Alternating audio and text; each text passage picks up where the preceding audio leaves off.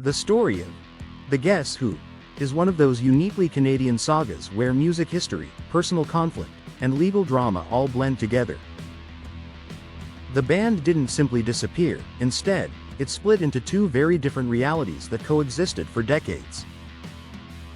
In the early 1970s, after a run of massive hits like American Woman, These Eyes, and No Time, the group's core creative forces, Randy Bachman and Burton Cummings, went their separate ways.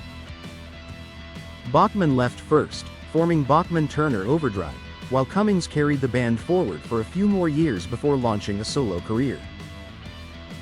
What they didn't realize at the time was that they would eventually lose control of the band name that they had helped make famous. That twist came when bassist Jim Cale, one of the early members, quietly secured the rights to the name, The Guess Who, in the 1980s. For years afterward, Cale, and later drummer Gary Peterson, toured with a rotating cast of musicians under that name.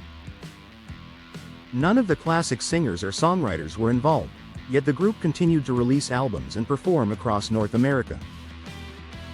Fans often showed up expecting Bachman or Cummings, only to find a completely different lineup on stage. This created a strange split in the band's identity.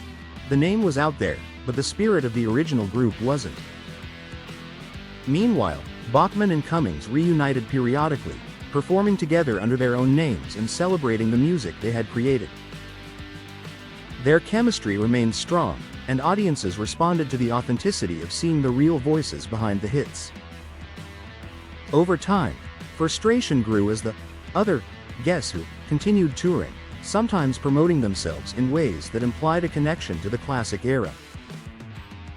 This eventually led to a lengthy legal battle over trademark rights, branding, and the legacy of the band.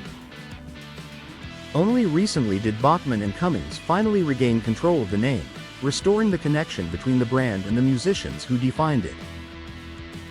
With the legal dispute settled, the alternate lineup has largely faded from the spotlight, and the legacy of The Guess Who now rests once again with the people who shaped its sound.